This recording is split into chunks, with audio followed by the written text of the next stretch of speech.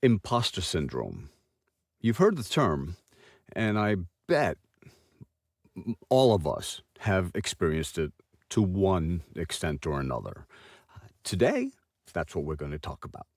We're going to find out what it is in the mind, what happens with the body, and some things we can do about it.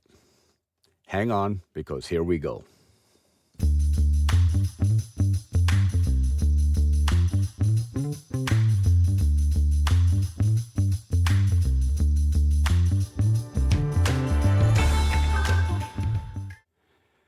Welcome back to The Cognitive Performer. My name is Marco Rigazio, and I'm so happy you joined me here for episode 3. If you've been following along, we've been exploring how understanding your brain can help you perform better. In our first episode, we talked about neuroplasticity, how your brain literally reshapes itself with practice. Last time, we dove into performance anxiety, why your body responds the way it does when the pressure's on, and how to work with those responses instead of fighting them. Today, I want to talk about something that's probably affected most of us at some point in our life. It's called imposter syndrome. It turns out there's some fascinating neuroscience behind why our brains do this to us. By the end of today's episode, you'll understand exactly what's happening in your brain when that feeling hits, why they're so common in creative fields like ours, and most importantly, you'll have some research-backed techniques to help you manage them. Because here's the thing. Understanding the science behind imposter syndrome doesn't just make it less scary. It actually gives you the tools to change how your brain responds to it.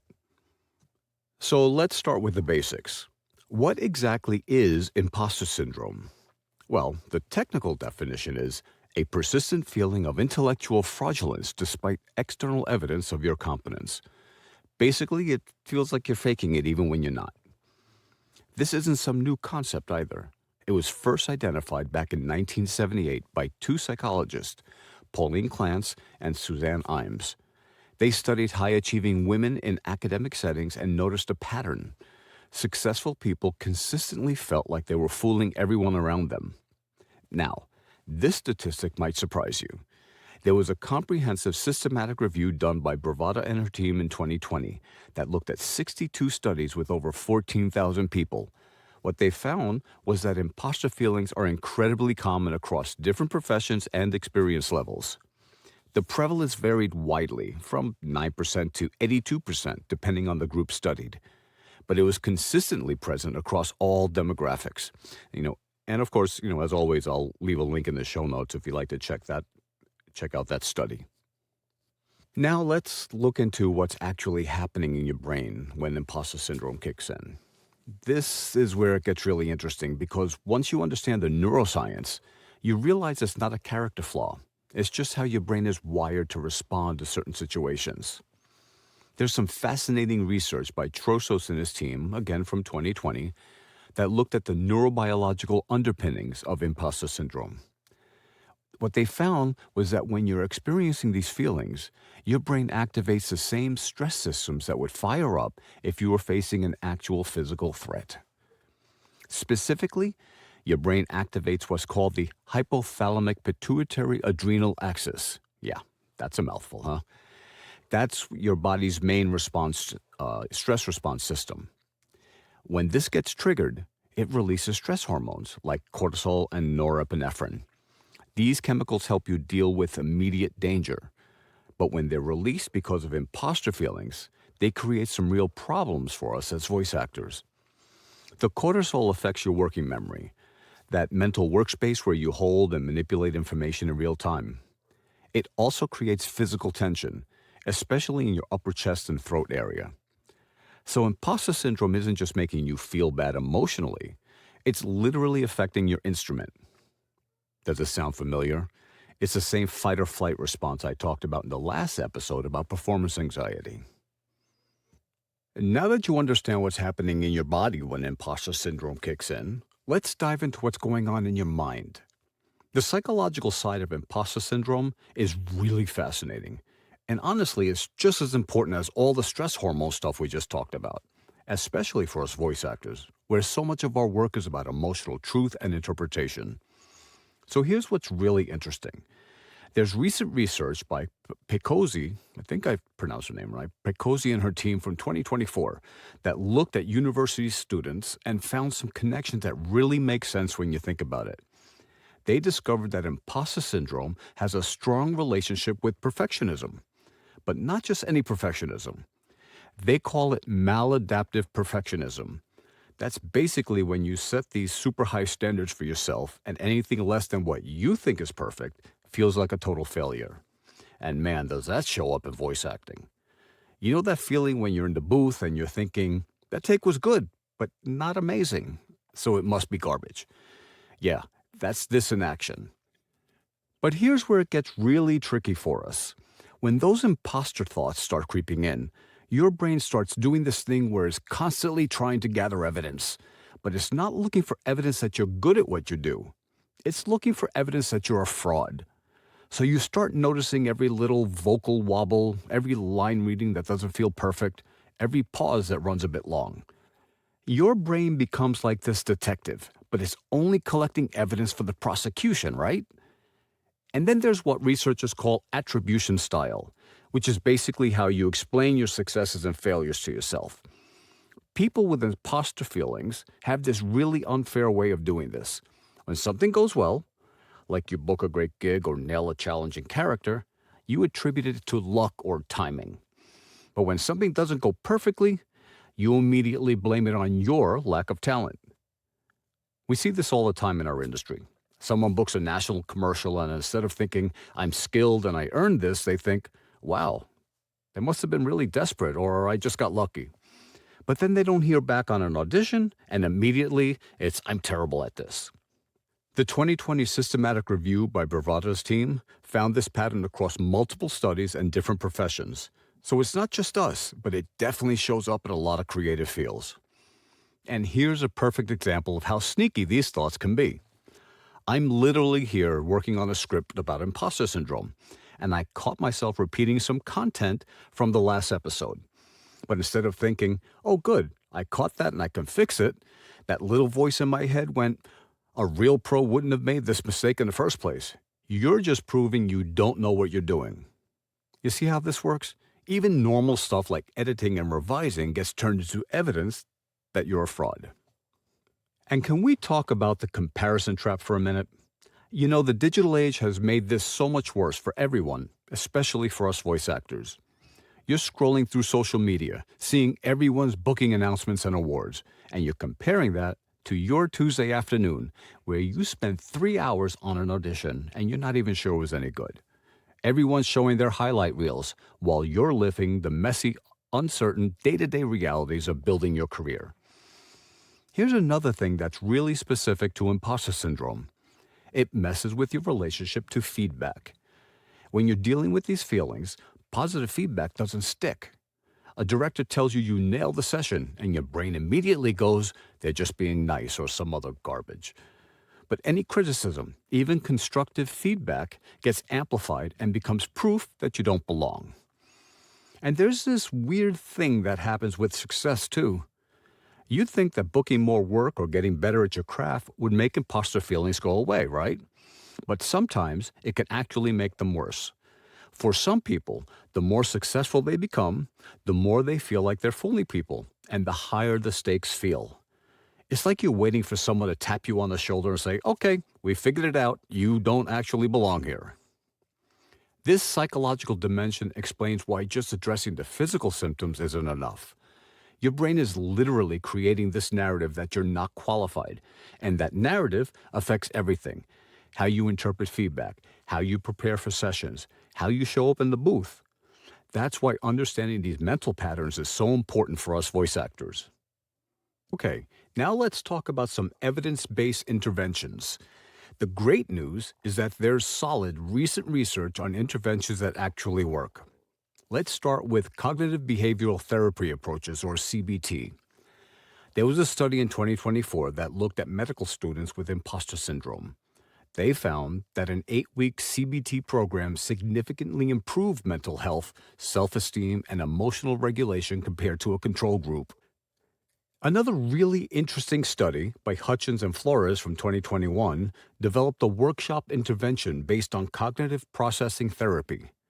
Participants showed significantly lower imposter scores and increased self evaluation ratings after just one workshop session. What's particularly encouraging is that participants reported both immediate benefits and long term transfer of the skills they learned.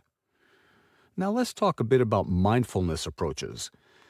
There's brand new research from 2025 that found higher levels of mindfulness were associated with lower imposter feelings. Specifically, they found that the non judging of inner experience aspect of mindfulness was the strongest predictor of reduced imposter syndrome. For group interventions, there's a comprehensive scoping review by Para and her team from 2024 that analyzed 31 different intervention studies. What they consistently found was that group approaches were particularly effective because they break the feeling of isolation that often comes with imposter syndrome. When you hear other professionals admit they sometimes feel like frauds too, it normalizes the experience. Now, let me get specific about how this applies to our day-to-day work as voice actors. There are some situations that are almost guaranteed to trigger imposter feelings in our industry. First, audition rejection without feedback. When you don't hear back or you get a simple thanks but we went with someone else, your brain fills in the blanks, usually with the worst possible explanation. The research shows that uncertainty amplifies threat response, so your brain assumes the worst. Then, there's a subjective nature of casting decisions. Unlike other professions where performance might be more objective, our work is often about whether our voice feels right for the project. That subjectivity can make it hard to know where you stand, which feeds imposter syndrome. Another big trigger is comparing your raw, unprocessed auditions to other people's polished demos. It's like comparing your behind the scenes to their highlight reel. Of course, you're going to come up short on that comparison. Working in isolation is another challenge. When you're alone in your booth most of the time, you don't get those casual conversations with colleagues that help normalize the ups and downs of business. So, what can you do? First, develop your technical skills strategically. If you're feeling like an imposter when it comes to commercial work, take a commercial class. If character voices make you nervous, work with a coach who specializes in animation. Building actual competence reduces anxiety. That's backed by decades of research on self-efficacy. Second, document your progress over time. Here's a thought. Record yourself reading the same piece of copy every few months. When imposter feelings hit, you can listen to your improvement over time. That's objective evidence your brain can't argue with. Third, build connections with other voice actors. We hear this all the time.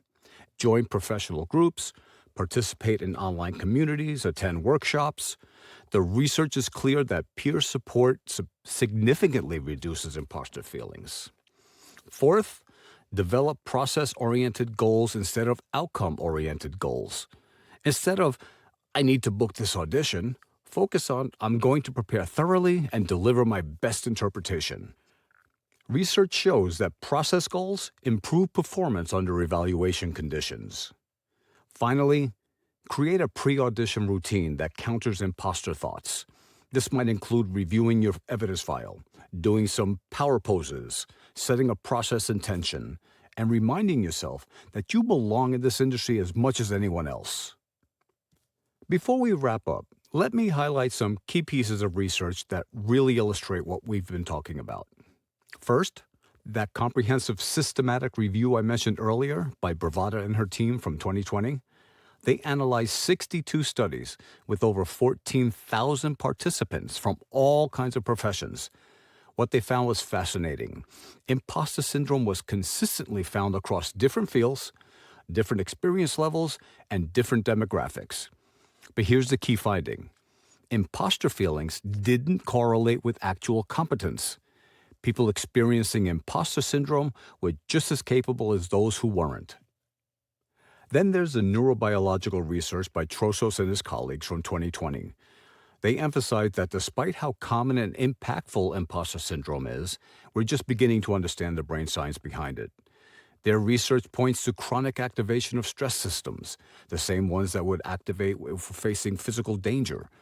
This explains why these feelings can be so intense and why they affect your physical performance. One of my favorite recent studies comes from Para's team in 2024. They did a comprehensive review of 31 different intervention studies and found that group-based approaches were consistently effective. The key was breaking that sense of isolation. When people realized they weren't the only ones experiencing these feelings, the imposter thoughts lost much of their power. There's also the encouraging new research on specific interventions. In 2024, this research showed that just 8 weeks of cognitive behavioral therapy, or CBT, significantly reduced imposter feelings in medical students. And in 2021, another study demonstrated that even a single workshop session could create lasting changes in how people view their accomplishments. Finally, there's brand new research from 2025 by Feehan and her team showing that mindfulness practices, particularly the ability to observe your thoughts without judging them, significantly reduces imposter feelings. This ties back to what we talked about earlier regarding neuroplasticity and your ability to reshape how your brain responds to these situations. All right, let's wrap this up. Here's what I want you to remember from today's episode. The 2020 systematic review showed that imposter syndromes affect people across all professions and experience levels. So if you're experiencing these feelings, you're definitely not alone. It's not a character flaw or a sign that you don't belong in this industry. It's a normal psychological response that's been studied extensively for over 40 years. The neurobiological research shows us that your brain is doing exactly what it evolved to do, trying to protect you from social rejection by activating stress systems. The problem is, it's using survival mechanisms that were designed for physical threats, not creative careers. Understanding this takes away some of the power these feelings have over you. The research is really clear that imposter feelings don't reflect your actual abilities. The most encouraging part is that recent studies from 2024 and 2025 show that targeted interventions, whether it's CBT, mindfulness practices, or even peer discussion groups, can significantly reduce these feelings. And here's what I find most hopeful. Just like neuroplasticity and anxiety management that we talked about in previous episodes, developing resilience against imposter syndrome is a skill that gets stronger with practice. The 2021 research by Hutchins and Flores showed that people could maintain improvements months after their intervention ended. So here's your challenge for this month. Based on the research we've discussed, start an evidence file. Every day, write one thing down. Could be a piece of positive feedback, a technical skill you used successfully, or even just the fact that you showed up and did the work. The cognitive behavioral therapy research shows that systematically collecting evidence of your competence is one of the most effective ways to counter imposter thoughts. Next month, I'm changing things up a bit. I'm doing a Q&A episode. So I put out a call to some VO friends for some ideas and things they'd like me to research and cover. And they came through, man. They really did. So next month, I'll be reading their comments and questions and then giving some evidence-based answers. And I'm really looking forward to this because it's kind of like having a conversation with you guys. Maybe someday I'll actually just have you on the podcast. Thank you for joining me today on The Cognitive Performer. If this episode resonated with you, I'd love it if you'd share it with a friend who might benefit from it. You can also subscribe to The Cognitive Performer anywhere you get your podcasts. And it would be really helpful to the algorithm gods if you'd leave a positive review. If you'd like to write me and ask questions or have an idea for a future episode, you can always email me at marco@thecognitiveperformer.com. Thanks again, and I'll catch you next time.